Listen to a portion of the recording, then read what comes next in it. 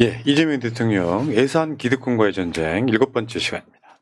자, 김혜민 대표님, 박동원 대표님 나오셨습니다. 어서 오십시오. 안녕하세요. 예, 안녕하십니까. 예. 야, 이건 내가 봤을 때 막노동에 가깝습니다.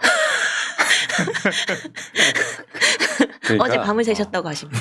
그러니까 아침 7시에 주무셨다고. 우리도 시사처럼 네. 조금만 더 노력하면 되는 방송이 아니라 엄청 노력해야 되는 방법. 품을 엄청 넣는 방송이라 네, 왜냐하면 실수하면 안 되니까. 실수하면 안 되는데 네. 네, 맞습니다. 준비한 자료도 많고요. 근데 네. 많은 분들이 이제 찐 새날 지지자분들은 이게 진짜다. 아. 이 방송이 진짜다. 진짜요? 왜냐면 격려하려고 하시는 그러니까 말씀. 방금 지어내시는 것 같은데. 시그니처가 있잖아요. 아. 이런 방송 어디 있어 봐요. 새날 절대 말이 안 해줍니다. 네. 그러니까 우리 나도 한 수년 동안 정책 방송을 꾸준하게 밀어붙였던 이유는 네. 우리만의 가치 때문에 그래요.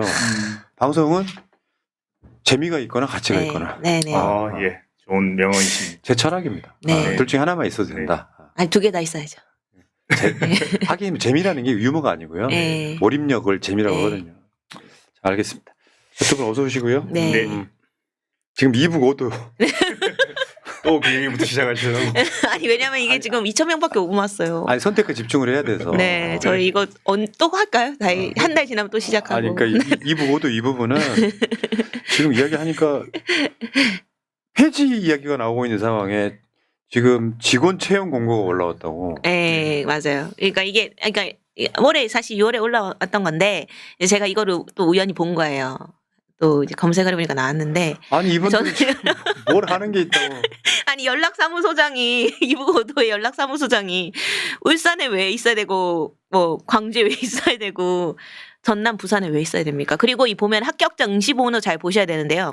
1번, 2번, 3번, 4번 다 무슨 말이겠습니까? 2명? 그러니까 지원자 자체가 아. 1명 아니면 2명 아니면 3명 많아봤자 4명 야. 그중에 다 1번 거의 1번만 됐습니다. 지금 보면은. 이게 골 때리는 게 네. 보통 이제 지금 우리 광역들은 아니 기초도 마찬가지인데 네. 서울에 연락사무소가 있는 경우가 꽤 있죠. 네. 서울 같은 데는. 네, 네, 네. 그래가지고 왜 도지사 올라오면 네. 그 사무소부터 먼저 들고 하는 게 있는데 네. 이분들은 지금 울산, 광주 다 있는데 광역에? 네. 아니 그러니까 본인들이 생각할 때 전 지자체에 다 자기 연락사무소가 있어야 된다고 생각하시는 것 같아요. 와, 나 진짜 네. 이게 지금 저번에 우리가 예산 80억이었던가요? 예. 109억입니다. 전체 109억, 109억. 네. 109억. 네. 그중에 인건비가 이제 한 80억 정도. 네. 아니, 그러니까 여러분 지금 북한에도 없는 도들을 우리가 유지해야 될 이유가 뭐냐? 네, 맞습니다. 아니요, 지금 여기 이 방송 내용을 보고 계시는 관계자분들한테 죄송한 이야기지만 실제로 치열하게 뭔가를 해야 되는 이 시대에 네. 너무 뒤떨어진 조직이 아, 있다. 네. 아니면 차라리 네. 정말 그 예산을 갖고 뭔가 실질적인 업무를 하든가. 네. 그렇죠. 그래서 다음 얘기할 게 업무를 제대로 안 한다는 또 이렇게 비판이 예. 네.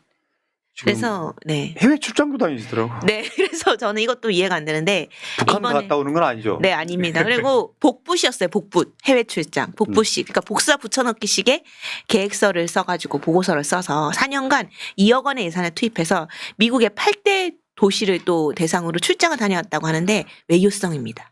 아 그러니까 거기서 네. 할 일이 뭐가 있겠어요, 이분들. 그 도민회 운영 실태 점검을 한다고 하는데 그 도민회라는 게 아니 개인 비용으로 갔다 오시면 내가 아무 말 안 해요. 네네네. 휴가 네. 내고 개인 비용 네. 갔다 말 안 하는데 네. 국민 세금으로 가는 건데. 네, 2억을 썼고 만찬. 그러니까 왜 네. 국회의원들 무슨 외유성 출장한다, 지방의원들 출장한다, 뭐 네. 비판 기사가 나오는데 네. 이건 아예 없는 거 아니에요? 지금? 네네네. 그리고 이제 본인들도 아는 것 같아요. 후속 정책이나 후속 정책 반영이나 제도 개선 항목에 해당 없음 이렇게 적어놨습니다. 그러니까 가서 뭐 정책 반영할 게 하나도 없는데도 출장을 간다. 이야. 네. 자 알겠습니다. 네. 이 부분만큼은 뭐 네. 다 없애진 못하더라도 왜냐하면 평화통일 지향이라는 부분이 있기 때문에 네. 저는 명예직으로 바꿔야 된다고. 네, 생각합니다. 네, 네, 네. 네. 저도 그렇게 사실 될 명예직. 때까지 네, 끝까지. 네. 고생해 주시고 저를요 황해도 지사로 임명해 주시면 네. 그냥 통일되면. 명예직으로. 네. 통일되면 저도 명예직 평안도 지사 간 면회직으로 하려고 아, 합니다. 알겠습니다. 네, 네. 왜냐하면 이 한반도 평화가 우리 방송 모토예요. 네. 앞에 있잖아요. 네, 네, 네. 그러네요. 실제로 우리는 노력하거든요. 네. 통일부 네. 장관님도 모셔서 이렇게 방송도 아, 하고. 네. 네. 자 본격적으로 오늘 또 문체부 오늘 또 두 번째 시간인데. 네. 자 근데 지금 일단 문체부한테 할 말이 있으시다고요? 네. 이거 이제 지금 건드리지 않을 수 없다. 네. 이 아시아 문화 중심 도시 들어보셨나요? 우리 고향입니다. 아, 예. 거기 그럼 시장도 아시겠네요. 가끔씩 올라오시잖아요. 네. 아, 예. 근데 거기에 지역구를 두고 있는 분도 우리 방송 고정 패널이시라 잘 알아요. 아, 예. 민모 의원님. 민모 의원님, 네네네. 강모 시장님. 네. 근데 아시아의 문화 전당, 네. 그러니까 이게 있어요. 광주 같은 경우는 네. 문화 수도를 지향합니다. 네. 그 남도 네. 예술 이런 것 때문에 문화 수도를 예, 지향하고 네. 그 뭐 민주주의 도시이기도 하지만 예. 문화 수도라고 지향하는데 예. 그 지향점에 예. 사실은 정부들도 거기에 예. 맞춰서 지금 하고 있긴 한데 예. 예산을 써도 지금 성과가 없는 거잖아요. 네네네. 그렇죠. 그리고 일단은 제일 처음에 좀 지적하고 싶은 부분은, 이게 또 너무 안타깝게 이제 노무현 정부 때 시작을 했잖아요. 네. 근데 이명박 박근혜 정부 들어서면서 이게 왜곡이 돼가지고 이 아시아 중심 도시를 위한 그런 전당을 만드는 거를 전남도청 자리에 짓겠다라는 거를 발표를 했던 거예요. 이명박 때. 그럼 전남도청을 허물어야 되잖아요. 위험비. 여기는 역사 공간인데 네. 그 자리에 짓겠다고 선언을 해버린 거였어요. 실제로 그래서 2015년대 철거를 했습니다. 일부. 네. 맞죠. 그러면서 이제 그때 광주에 이제 시민들이 난리가 나신 거예요. 왜 이 역사 문화재를 철거를 하냐. 5.18 정신이 살아 숨쉬는. 그래가지고 그때부터 거의 한 6, 7년간의 싸움이 시작이 됩니다.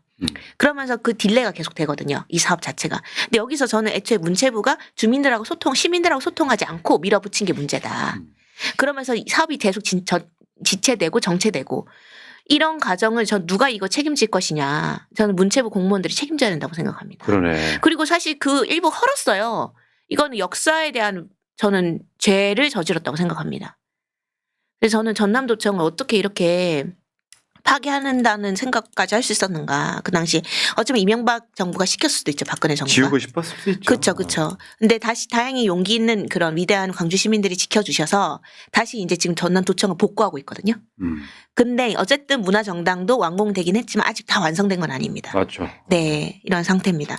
이러면서 예산 낭비가 너무 됐고 너무 지연이 오래됐다. 그래서 특별법이 2028년에 종료가 되거든요. 그러면서 이제 자립해 이거예요. 근데 이제 사실 보면은 그 광주의 전남도청 그 지키는 문제 때문에 그 사업 딜레이가 한 6, 7년, 최소 6, 7년 됐거든요. 그 부분에 대해서 사실 좀 책임져야 되니까 이 예산이 계속 또 특별법 연장되냐 마냐 이게 좀 논쟁의 거리가 되고 있습니다. 그러니까 영남 출신 대통령이던 노무현 대통령은 지금 이재명 대통령도 마찬가지고 네. 호남에 대한 그 약간 빚진 마음이 네, 좀 그렇죠, 있으신 그렇죠. 거예요. 정책은 이제 그런 방식으로 네, 네, 네. 냈지만 네. 실제로는 이게 결국 예산 낭비네요. 네. 예산 낭비들. 벌써 네. 20년 동안 6조가 들어갔는데. 네. 그리고 도청에 있는 아시아 문화 정당만 이 건물로는 1조입니다. 1조. 엄청난 건물입니다. 네. 저 도청은 제가 도청 옆에 살았기 때문에 네. 아이고. 네. 아주 어렸을 텐데 아이고. 네. 도청 바로 옆에 살았는데 네. 총소리가 그때 5.18 때 네네. 잠을 못 잘 정도로 바로 옆에서. 그러니까 저는 진짜로 그래요. 전쟁 나누시는 줄 알았겠다. 그 바로 옆에 여의도에서 네. 불꽃놀이 하잖아요. 네, 그럼 이 동네까지 그대로 들린단 말이에요. 예, 예. 그때 트라우마가 아. 군대에 있을 때도 총 쏘는 소리가 너무 싫은 아. 그런 기억이 있는 그러셨구나. 곳이라서 네. 이제 이사를 동구에서 서구로 이사를 하시다 보니까 저기 가볼 일은 거의 없는데 고향 뭐 1년에 한두 번 가면 도청 뭐 아시아 문화전당 이게 아직도 이렇게 진행 중이네요. 네네. 진행 중인데 이제 시간도 많이 갔는데 그런 중간에 지체되는 일이 있다가 보니까 사실상 아시아 문화전당을 설립하려고 했던 취지라든지 그다음에 그 정신 이런 것들에 대한 홍보가 좀 부족한 것 같아요. 그래서 광주 계시는 분들은 기본적으로 뭐 다 알고 계시겠지만 좀 국민적으로 이 아시아 문화전당이 아시아 문화 중심 도시 그다음에 문화전당 이런 부분에 대해서 좀 잘 모르고 있는 분들이 아직 많다. 그래서 좀 앞으로 남은 예산 가지고 그 홍보에도 좀 신경을 많이 써야 될 거다 이런 생각이 좀 듭니다. 근데 예산이 남아돌아서 엉뚱한 사업 한다는 얘기 뭐예요? 전체적으로 그 설립 당시 지향했던 그 복합 문화 예술 공간 뭐 이런 방향으로 진행이 됐는데 이게 그 예산을 좀 세부적으로 보면은 투자진흥지구 시설 투자라든지 그다음에 e스포츠 센터 운영이라든지 이런 것들이 좀 있습니다. 저희들이 생각할 때는 그 예산이 적지는 않거든요. 그러다 보니까 좀 제대로 된 이 원래 취지에 맞는 사업을 좀 발굴하지 못해서 이런 사업들을 좀 벌리는 거 아닌가 이런 생각도 좀 들어서요. 뭔지 알겠어요. 예. 네. 28년에 이제 특별법이 마무리가 되는데 그때까지 어느 분야에 집중을 해서 좀 투자를 할 건가 이런 부분에 대한 점검이 필요하다고 봅니다. 그러니까 이 방송에 좀 모토이기도 할 것 같아요. 뭐냐면 선택과 집중을 통해서 네. 확실한 성과를 낸다거나 이런 게 네. 아니라 예산을 그냥 나눠 먹기식으로 하니까 네, 맞습니다. 그냥 왜 그냥 목돈으로 딱 주면 뭐 하나 큰 걸 살 텐데 흐지부지 나눠주다 보니까 흐지부지 쓰는 상황이 네. 된 거죠. 네. 그런 경우가 많을 거예요, 아마 예산들이. 오늘 토론에 좀 저희가 준비한 거의 핵심이 사실은 건물만 있고 안에 사람이나 컨텐츠가 없다. 이게 박물관도 그렇고 뭐 여러 가지 그 사업들을 하면서 인프라는 잔뜩 지어달라고 하는데 그 운영을 하는데 필요한 전문가나 그다음에 인력 그리고 거기에 들어가야 될 콘텐츠나 전시물 이런 것들은 거의 준비를 안 한다. 이게 좀 제일 문제가 되는 것 같아서 문체부 예산 분석하면서 저희가 그 부분 중심으로 분석을 그 했습니다. 문체부 예산이 보니까 워낙 광범위하더만요. 네. 대단한 건물을 예산을 많이 짓습니다. 네. 건물을. 그러니까 예를 들어 아까도 말씀하시지만은 이게 5대 문화권 개발 사업이 핵심이에요. 아시아 문화 도시 중심 도시. 그럼 5대 문화권을 설정한다면 아까도 이게 말씀하셨지만 남도 문화, 예를 들어 전통 문화, 뭐 이런 걸 집중적으로 육성하는 하나의 공간을 만들고, 뭐 예를 들어서 뭐 청소년 문화, 뭐 예를 들어서 무슨 문화, 미술 문화, 뭐 이런 식으로 예술 문화, 뭐 이런 식으로 해서 전문적으로 육성하고 키우고 이런 구상이 전혀 없습니다. 비전도 없고, 전당 같은 경우는 1조나 들여가지고 전당을 만들어놨는데 여기 중심이 전시밖에 없어요. 거의 내용이 전시입니다. 그렇네요. 프로그램이나 이런 게 되게 중요한데 네. 그런 부분에 대한 좀 대책은 부족한 것 같습니다. 그렇네요. 네. 그러니까 뭐 어떻게 좋게 보면은 아직 좀 미완성 단계다고 볼 수도 있겠지만 네. 근데 그런 돈이 너무 많이 들어간다는 네, 거죠. 네, 실제로. 네, 네, 자, 그다음에 이제 국민체육진흥기금으로 갈 텐데 네, 지금 기금이라는 게 있죠. 기금. 네. 네네. 기금이 뭐예요, 그러니까? 기금은 이제 그 예산하고는 조금 다른데요. 특정한 목적에만 쓰라고 묶어놓은 돈주머니라고 보시면 됩니다. 뭐 전용 자체는 못 하는 거 아니에요? 예, 그러니까 이제 국민체육진흥기금이다. 그러면 그야말로 국민들의 체육을 진흥하는 데만 그 돈을 써라. 미술 진흥은 못 하는 거죠. 네. 미술 진흥 못합니다. 이게 이제 그 용도 변경이 불가능하고요. 정부가 관리하지만 별도 해결 운영되는 거죠. 그리고 국회 심사가 예산보다 훨씬 간단합니다. 그래서 기금 운용 계획을 수립을 해서 이제 제출을 합니다. 지금 현재 얼마가 있는데 얼마를 더 확충할 거고 그 중에 올해는 얼마를 쓰겠다 이렇게 이제 보고를 하는데 일반 예산보다는 심사가 조금 소홀한 편이 있습니다. 그러다 보니까 눈먼 돈이라는 비난을 받기도 하고 조금 방만하게 기금이 운영이 되는 그런 사례도 좀 있습니다. 그러니까 기금이라고 하는 게 국민 세금도 일부 투입되고 네. 예, 맞습니다. 그러니까 세금이 아닌 것도 같이 투입되는 이런 네네. 경우이죠. 기금이라는 네, 게. 네, 네. 근데 국민 세금이 투입되는데 사실상 어떻게 보면 심사 단계에서 거의 네. 그냥 네. 무사 통과. 네, 무사 통과되고 있습니다. 네. 자, 그렇군요. 네. 근데 이제 이 체육기금이 사실은 그 매년 한 1조 5천, 요번 금년에는 1조 한 6천 정도를 씁니다. 모아놓은 기금 중에. 예, 그런데 이제 그 사업의 성과가 좀 안 나는 그런 사업들에 좀 쓰는 경우들이 있고요. 그리고 사람들 요구가 그 해마다 이렇게 다양해지지 않습니까? 근데 프로그램이 그러면 더 다양해져야 되는데 의외로 좀 하던 일을 계속 하는 경우가 있고 집행률이 좀 낮은 경우가 있습니다. 그렇네요. 네, 그런 측면에서 좀 오늘 살펴봤으면 좋겠습니다.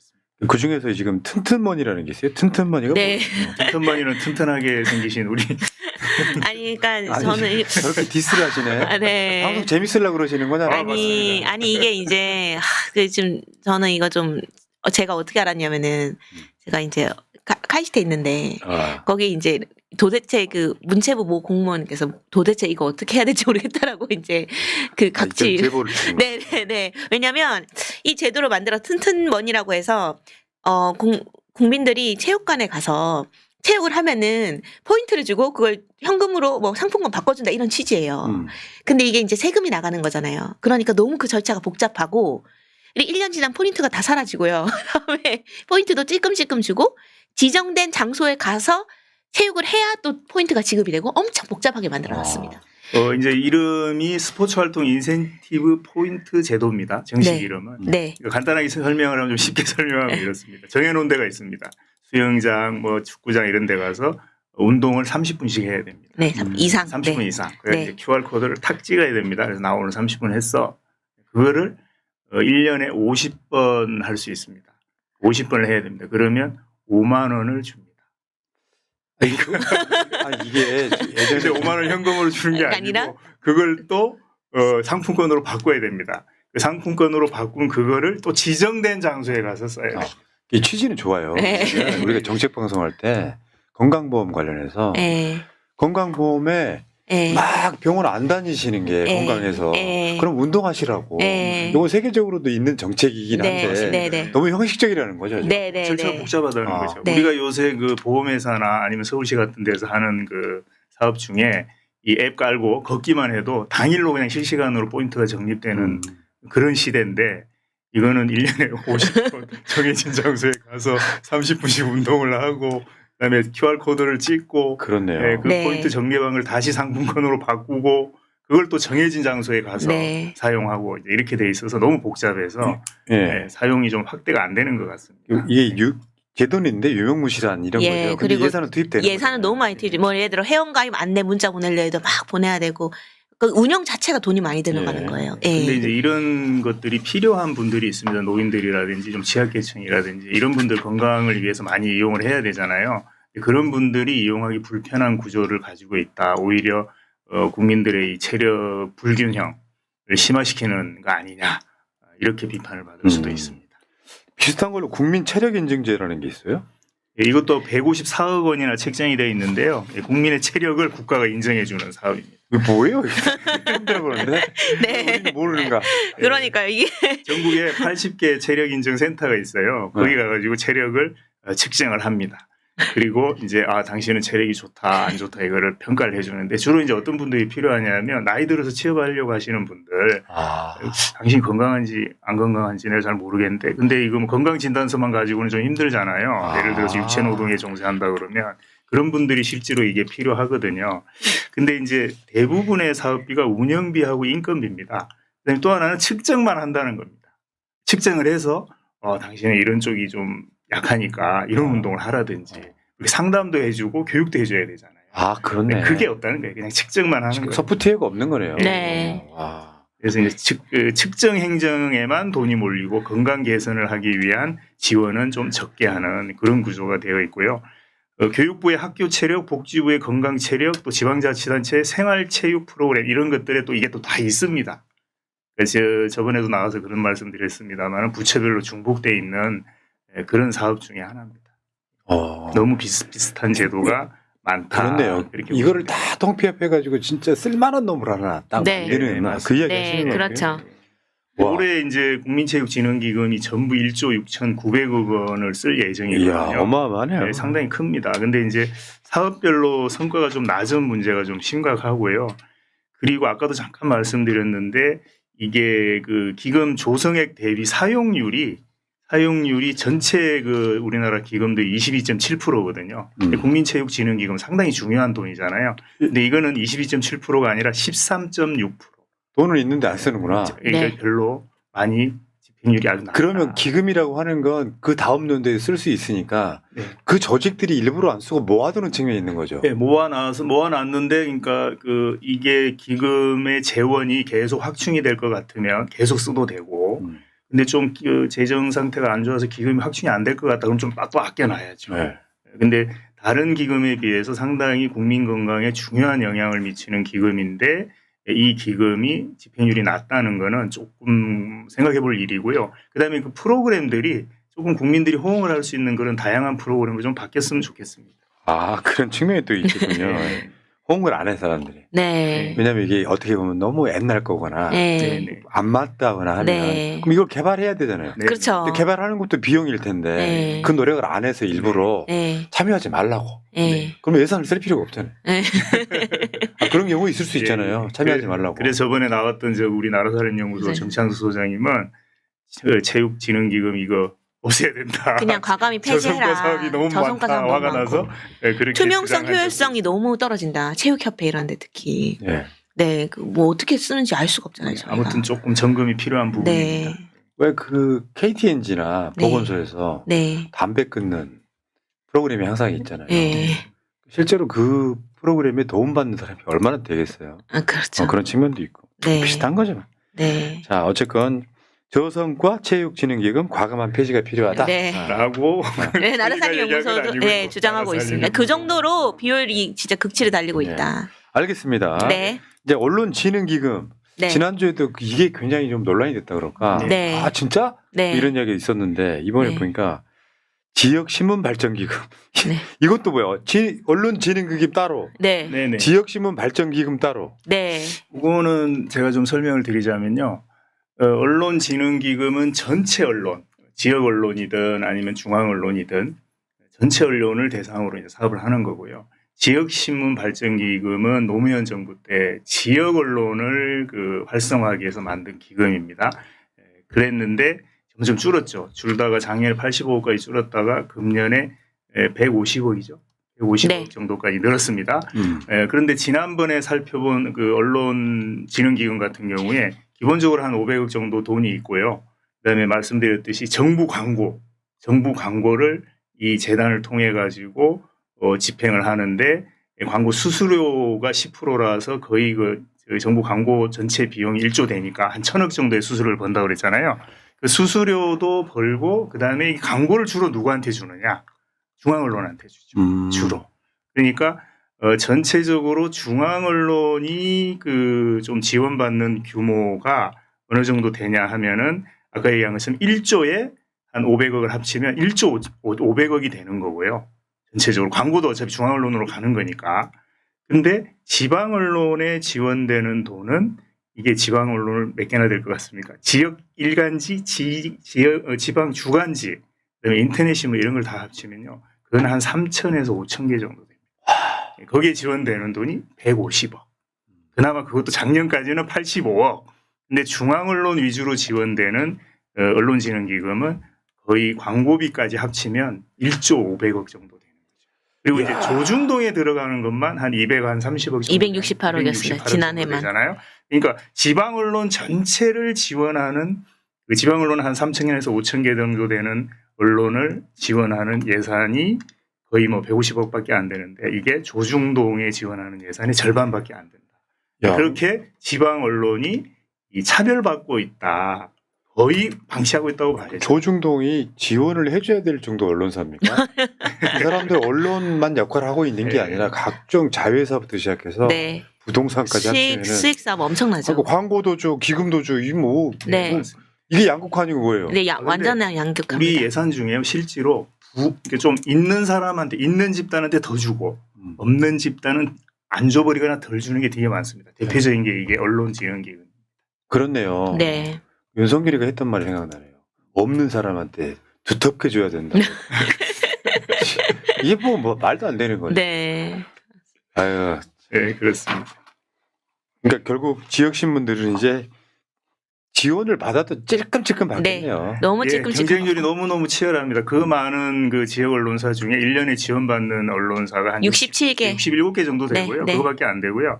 그다음에 그것도 한 사람 인건비 네. 조금 한 4천만 원. 그다음에 그 해외 취재 갈 때 취재 지원하는 거 1인당 400만 원. 근데 그것도 또 경쟁을 붙여가지고요. 엄청난 경쟁률을 뚫어야 지원을 받을 수 있게 돼 있습니다. 이런 건 저는요 이제 언론 자유라는 측면에서 언론사들한테 지원해 주는 건 나쁘다고 생각 안 하는데 차라리요 정부 광고를 주는 게 네. 사실 맞습니다. 예. 그 정부 광고를 예를 들면 유튜브만 해도 조회수가 나오잖아요. 네. 맞습니다. 그 아예 유튜브한테 광고를 줄 때요. 네. 그 방송 지정해서 줄 수 있거든요. 예. 네. 차라리 그렇게 하는데 사실 저는 KTV보다 역할을 더 크게 한다고 생각해요. 훨씬 크게 하시죠. 이재명 정부의 네. 성공을 네, 위해서. 그렇죠. 지금 우리 언론의 광고 체계가 아직도 사실은 옛날에 TV 채널 3개 있을 때, 네. 그다음에 신문도 중앙일간지 하면 조중동 정도 있고 한국일보 경향신문 정도 있을 때에 그때 시절을 아직도 그 틀을 유지를 하고 있습니다. 근데 유튜브도 많아졌고 인터넷 신문도 많아졌고 지역 언론도 많이 컸잖아요. 거기에 맞게 전면적으로 이 언론에 지원되는 예산이 좀 재분배되고 그러니까. 그렇게 해야 될 것 같고요. 특히 지역신문 발전기금은 좀 늘려야 됩니다. 말도 안 됩니다. 이게 150억이라는. 원래 시작될 때 노무현 정부 때 시작될 때 250억으로 시작됐거든요. 근데 지금 오히려 줄었어요. 아이고. 세월이 20년이나 지났는데 그리고 광고 집행할 때 금방 말씀하신 것처럼 광고 집행을 할 때 지역 언론 최소 배분율 제도를 도입해야 됩니다. 그러니까 지역 신문에 몇 프로 정도는 줘야 된다. 그러니까 이제 언론진흥재단이라는 게 아까 말씀드렸듯이 지역 신문에는 뭐 광고를 못 주게 돼 있는 게 아니거든요. 그냥 중앙 언론 중심으로 이렇게 지원했을 뿐이지. 그러니까 최소한 몇 프로 이상, 예를 들면 30%나 30% 이상은 지역 언론에 배정해야 된다라는 그런 원칙을 좀 수립할 필요가 있지 않나 생각합니다. 맞죠.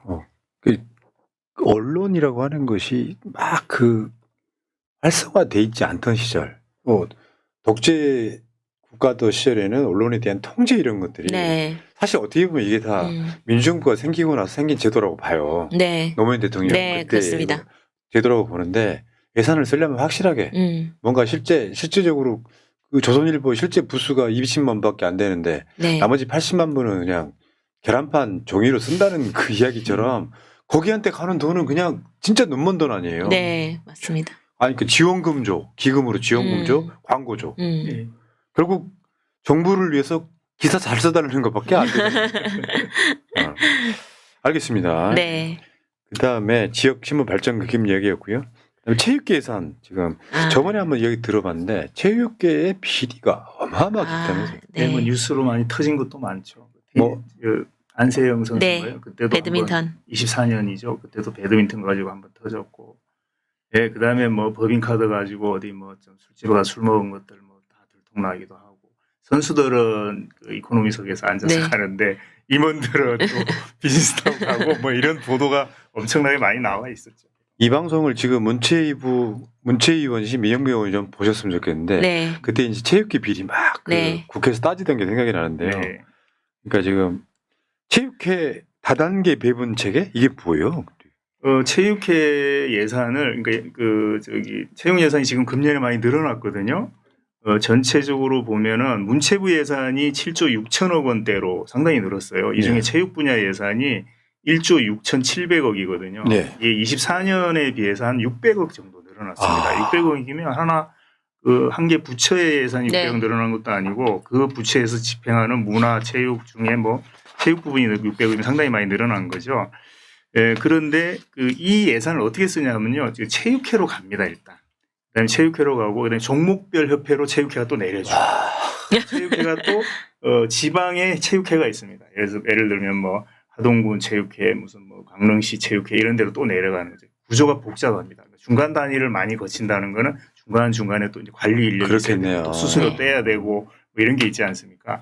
그러니까 실질적으로 중간 과정에서의 이런 인건비나 관리비가 많이 들어가는 구조가 되어 있어서 이 예산 배분 구조를 단순화해야 된다라는 거죠. 그러니까 문체부가 시도에 주는 거는 그냥 시도에 바로 주고 그다음에 또 시군구에 주는 거는 문체부가 또 시군구로 바로 내려보내고 그런 구조가 돼야 더 많은 그 지원들을 할 수 있을 것이다. 예산 흐름을 단순화하자 이런 내용입니다.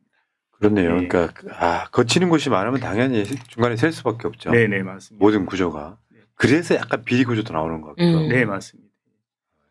그리고 이제 또 하나는 이 무슨 종목이 생기면 협회가 하나씩 생깁니다. 그러니까 한 개 종목이 하나의 협회가 생기는 거죠. 근데 요트나 카누나 이렇게 좀 그 회원 수가 적은 종목들이 있습니다. 그런 것들도 다 사무실 따로 만들고 협회 따로 만들고 이렇게 하거든요. 근데 해외의 이런 사례들을 보면 그런 경우에는 통합협회를 만듭니다. 그래서 이제 그 하나의 종목이 좀 커지고 이제 따로 독립을 해서 살림살이를 차려도 되겠다 싶으면 떼주거든요. 우리는 한 개 종목에 한 개 협회. 그래서 지금 64개 협회가 지금 종목 협회가 있거든요. 그러다 보니까 또 역시 인건비와 관리비가 많이 들어가는 재정 자립도도 너무 약하고. 그러니까 이게 이제 문체부 정도 되는 부처는 그 팔길이 원칙 때문에 지원을 하되라는 게 굉장히 중요해서 지원을 무조건 해주는 상황인 거잖아요. 네. 그러니까 지원해주지 않으면 또 자생력도 많이 떨어지는 분야이기도 하고 문화, 체육 이런 부분은 그렇다 보니까 어떻게 보면 그 구조상 눈먼 돈이 굉장히 많아지는 거죠. 인도라고 생각이 들어요. 네. 그러니까 그 일을 시키는 사람 입장에서는 책임자 한 사람을 두고 네가 다 나눠주고 네가 다 책임져 이러는 게 편하겠죠.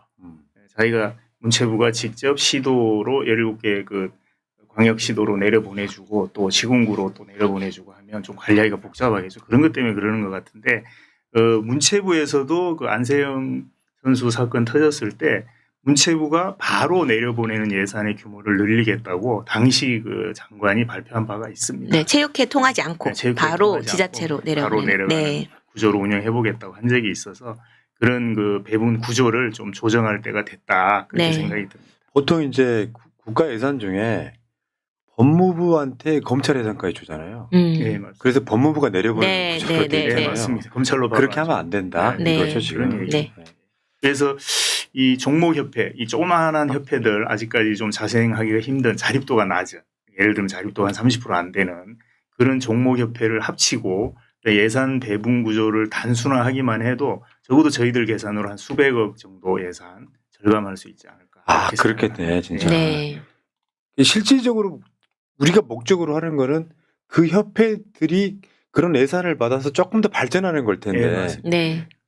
이게 유통구조의 문제네. 네. 네.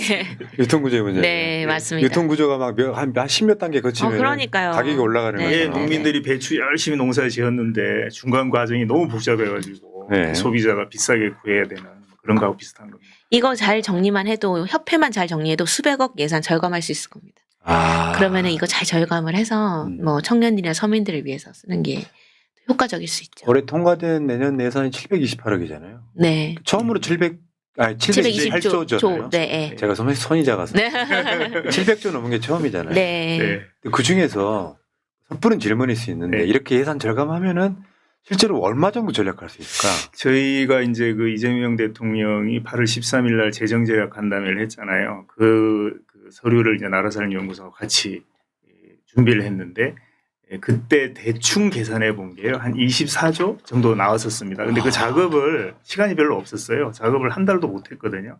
근데 이걸 갖다 1년 내내 판다. 그러면 적어도 한 최소한 한 50조 정도는 구조 조정을 할 수 있지 않겠는가. 지출 혁신을 할 수 있지 않겠는가. 그 문재인 생각을 정부가 끝나고 저기 윤석열한테 기재부가 50조 갖다 바친 거랑 좀 비슷한 맥락이에요. 네. 새는 돈이 그렇게 많군요. 그런데 네. 그걸 전문적으로 그렇게 분석을 한 사례가 거의 없습니다. 그냥 공무원들이 하고 그거를 전문가들을 불러가지고 추인해주고 이렇게 했는데 뭐 더 의견 없으시죠 하고 넘어간 거지. 사실은 지금 이 하는 작업 있잖아요. 네. 제가 오늘 새벽까지 밤새 작업한 거. 네. 그런 걸 이제 1년 내내 한다고 생각해 보세요. 그러면 상당히 많은 그렇네요. 예산을 찾아낼 수가 있을 거다라고 생각이 듭니다. 야, 어쨌건 수백억 아낄 수 있다. 네. 이거 이재명 대통령은 꼭 들어주셔야 돼요. 그래서 하나만 말씀드리면은 24조면은 사실 제가 방금 계산해 보니까 1,000만 명한테 240만 원씩 줄 수 있는 돈이에요. 1년에. 1,000만 명한테. 네.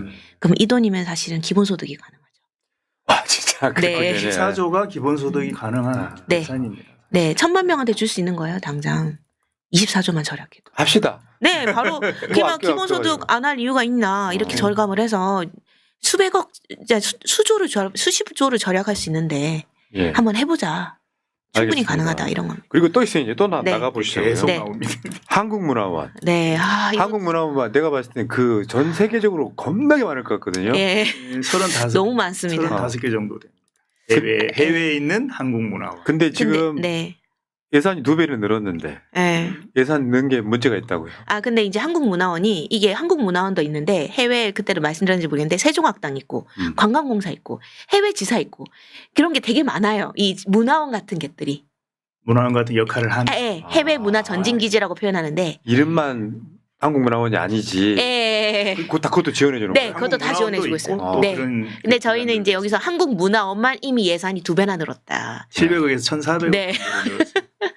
이거 좀 면밀히 따져봐야 된다. 10억 정도 깎았죠. 깎았는데도 한 2배 정도. 근데 네, 이렇게 80억 늘어난 깎았는데, 이유가 네. 아마 그 K 한류 뭐 이런 것들 아니에요? 네, 뭐 그래 겉으로는 보이는데? 네, 겉으로는 보이는데 문제는 제가 생각할 때 이거 너무 획일적으로 일괄적으로 다 늘렸다. 이거 과학적인 타산 없이. 아. 네, 이거 저는 제 생각 이거 예산 심사에 관련돼서 국회에서 따로 공청회 같은 거 열었을 정도로 저는 문제가 좀 심각했다라고 생각합니다. 이 네. 어떤 거냐 하면요. 일단 그 문화원이 전부 37개거든요. 네. 2개 늘었습니다. 37개인데 전부 인력을 9명씩 쓰는 걸로 이렇게 계산이 돼 있습니다. 그것도 말이 안 돼. 네, 그러니까 나라마다 다르잖아요 상황이. 네, 일괄적으로 9명씩 무조건 다 늘려. 그 주먹구구네요. 네, 주먹구구죠. 그다음에 임차료나 관리 용역비, 이제 건물 관리하는 용역비 이것도 나라마다 다르겠죠. 근데 이것도 표준 단가를 적용하고 있습니다. 단가가 똑같습니다. 네. 물가가 다른데. 네, 물가도 다르고 그 나라마다 그 네. 화폐의 가치가 다 다른데 그걸 가지고 일괄적으로 적용하는 말이 되냐. 아. 그래서 제가 이걸 네. 한번 보니까 이거는 조금 게을렀다. 최소한 가급지, 나급지, 다급지 뭐 이런 거라도 좀 있어야 네, 네, 된다든가.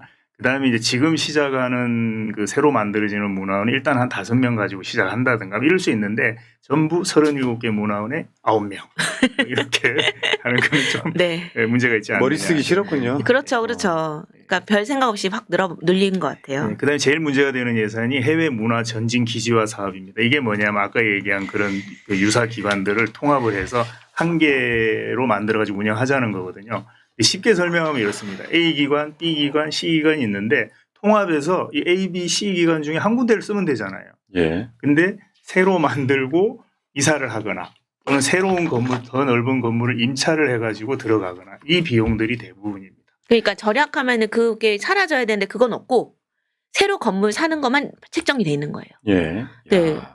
이거 완전 새 나가는 구멍이라고 볼 수 있는 거죠. 그냥 우리 같은 일반 국민들은 예산이 있으면 적당하게 잘 쓰이겠지라고 네. 생각이 드는데 네. 진짜 진짜 눈 멀고 새 나가는 돈이 이렇게 많을 줄 네. 몰라. 이럴 수 있죠. 이제 K한류 그다음에 그걸 붐을 타고 해외에 우리 문화를 알리기 위한 그런 국제 교류 문화 사업 이런 것들 많이 해야 되니까 당연히 그 부분 늘려야 되는 거 아니야? 이럴 수 있는데 이제 내용을 좀 들여다 보니까 그런 비용보다는 인건비나 임차료나 관리비나 시설비가 훨씬 더 많이 늘어나고 그 콘텐츠를 만들어 가지고 해외 문화하고 교류를 한다든가 이런 부분들이 좀 적고 예를 들어서 K 콘텐츠를 해외에 확산한다 하더라도 K-팝 공연 이런 일회성 행사 한번 하고 그냥 마는 거.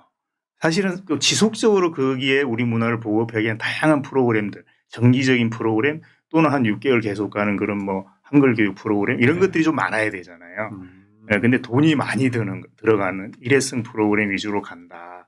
이런 것들은 좀 앞으로 개선해야 되지 않을까 그러네요. 싶습니다. 네. 굉장히 일리 있는 말씀이세요. 네. 그래서 저는 이거 지금 다시 재검토돼야 된다. 이게 왜냐하면 예산을 확 늘렸잖아요. 나중에 집행률을 볼 때 집행률이 막 80% 70%밖에 안 되면은 예산 또 깎일까 싶어서 이상한 데 막 쓸 가능성이 높습니다. 당장 보면은 뭐 예를 들어서 물가가 다른데 그 나라에 적게 쓰였어요. 이를테면 관리비가 네. 뭐 임차료가 그러면 그 돈 남는다고 해서 불필요한 데 쓸 거라는 거죠. 아이고. 네. 문화라고 하는 게 사실 이 예산이 2배 늘어난 이유는 명백하게 알겠어요. 네, 그렇죠. 대통령 뜻이기도 해요. 아, 네, 네네. 네, 그렇죠. 지금 뭐 K 푸드부터 시작해. 네, 맞습니다. K-팝, K 네. 뭐 영화 뭐 네, 할 거 없이 굉장히 많이 지금 붐이 네. 일어나고 있잖아요. 전 네. 세계적으로 그렇다면서요. 네, 네, 그러니까 더 알려라. 네, 네. 예산 2배 증액해놨는데. 예, 그러니까 건물부터 지어야 됩니다. 이렇게 되는 거죠. 근데 이런 게 있죠. 사람부터 늘려야 됩니다. 요거 짠 사람들은 분명히 기재부 직원들이었을 거고. 예, 이 사람들 정체부에서 짜서 네. 기재부로 넘겼겠죠. 네. 기재부에 조정하고. 관성대로 짰을 거고. 예, 그러니까 대통령 관심사항이니까 예산은 늘려주지. 네, 근데 실제적으로 도움이 안 되는 네, 내용에 들어갔을 때는 네. 그럴 수 있습니다. 네. 그런 네. 예산들도 많습니다. 그런 예산이. 대통령은 이런 걸 깎고 싶은 거라고 난 생각이 들거든요. 네. 그리고 대통령께서 바라시는 것도 사실은 이거 잘하는 게 중요하지. 이거 그냥 무지 예산만 늘린다. 이건 아니거든요. 네, 아마 그렇게 잘하는 게 중요하다고 생각하실 겁니다. 그럼 이 해결 방안이 지금 보니까 네. 유지 비상한제? 그래서 저희 이제 본질적으로 보면은 일단은 지금 보면은 대부분 보면은 사무직을 늘려요. 네. 사무직을 늘리는 게 아니고 컨텐츠를 만들고 사실은 콘텐츠 전문가가 네. 그 들어와 있어야 되는 거죠. 일반 네. 행정직이 아니라 네. 이런 그 문화단체 같은 경우에는 네. 그런 얘기를 하는 겁니다. 네. 그런 것도 있고 그다음에 이제 이게 너무 컨텐츠나 프로그램 중심으로 늘려놔야지 인건비나 이런 고정비 있잖아요. 간접비라고 하는 고정비 중심으로 무조건 늘리려고만 하려고 하지 말고 그거를 좀 제한을 두고 프로그램이나 컨텐츠를 늘리는 방향으로 조금 접근할 수 있도록 시스템을 좀 구축하는 게 필요하지 않나. 그렇네요. 예산 짜는 사람들은 전문가가 아니라서 네. 그냥 기계적으로 짠다는 느낌이 있고 네. 그 기계성이 예산을 낭비하게 만들고 있고 네. 그럴 수 있습니다. 네. 쓸 때 쓸 수 있는 돈 주고 네. 쓸데없는 돈은 과감하게 삭감하고 네. 와, 이 디테일로 들어가면 전쟁이겠는데요. 그러니까 네. 이 방송 제목처럼 네. 예산 전쟁이 전쟁이죠. 네. 이거 면밀히 따져봐야 한다고 생각합니다. 예. 1년 동안. 자, 오늘은 여기까지 하시고 네. 다음 주는 더 재밌을 것 같아요. 네. 다음 주 진짜 종교, 재밌습니다. 뭐 네, 종교, 뭐. 이제 종교입니다. 네. 아, 우리가 전쟁이죠. 종교 불림을 세금을 안 내는 종교 단체에 세금으로 지원을 해주고 있습니다. 아, 나 진짜. 네. 네. 아주 종교 단체는 세금을 안 내고 네. 지금 개인 목사 스님들은 세금을 그래도 내는 걸로 알고 있거든요. 옛날에 아예 안 냈고. 네. 어쨌든 간에 네, 법인 종교 단체는 세금을 안 내는 네. 걸로. 맞습니다.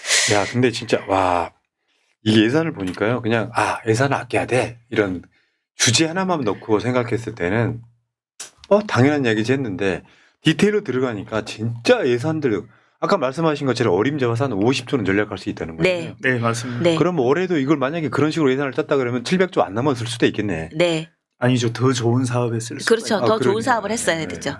기본소득이 바로 시행될 수도 있습니다. 정말 의지가 있었다. 그러니까요. 네. 여러분, 여러분의 돈이에요. 이 돈은 여러분의 돈이라고. 네. 남의 돈이 아닙니다. 네. 내 돈이 피같이 빠져나가는 거 여러분들이 네. 어떤 여론 만들어 주시는 게 좋을 것 같고요. 네. 자, 그 이부 고도는 올해는 네. 실패했지만 될 때까지 한다. 네. 그분들 와서 우리 방송사를 공격하는 거 아니지 모르겠어요. 방송사를 공격하면 오히려 우린 기회다 생각하고 같이 논쟁을 한번 그러면 해보는 것도. 삭감이죠. 네. 자, 네. 자, 마치 이재명 정부의 공식 방송 같은 네. 채널입니다. 제이님, 밀양박씨 박동환 대표님, 저번 주에 호적을 넘겨서 죄송합니다. 그때 김동환이라고 그랬죠. 네. 김동환 통보관 아니죠? 네. 그런 제가 분 존경하는 분이셨는데 제가 닮으셨어요 보니까. 지금 돌아가셨죠. 기상캐스터. 네, 맞습니다. 예전 기상캐스터 김동환님처럼 점잖으시고 목소리가 좋으십니다. 목소리도 비슷하세요 진짜. 아 그래요? 외가 쪽 아니신가요? 아니, 이종 떡순이 박혜민 대표님 항상 시원시원합니다. 예산의 문제점 중 하나가 변화가 너무 안 되고 유동성이 적은 것 같습니다. 홍보도 안 되는 것 같고 형식적인 시민을 위한 예산은 좀 더 구체적인 활용 방안이 있어야 할 것 같습니다. 하셨고요. 고맙습니다. 제가 이 방송 7번째 하면서 느낀 건요. 예산에 대해서는 심각하게 생각하는 사람은 내가 보기엔 대통령밖에 없어 보인다. 공무원 중에. 네. 나머지는 우리한테 많이 오면 돼. 그런 느낌 아니에요? 네. 자, 여기까지. 자, 문체부 예산 아직도 안 끝나네요. 조직이 크긴 크네요. 네. 자, 다음 주에는 정교 예산부터 한번 가보겠습니다. 네. 자, 두 분 고생하셨고요. 네, 네. 감사합니다. 오늘도 고생 다음 주에 많으셨습니다. 뵙겠습니다. 고맙습니다. 네. 감사합니다. 여러분 새날 물러갔다가 내일 낮 방송에 다시 오겠습니다. 감사합니다.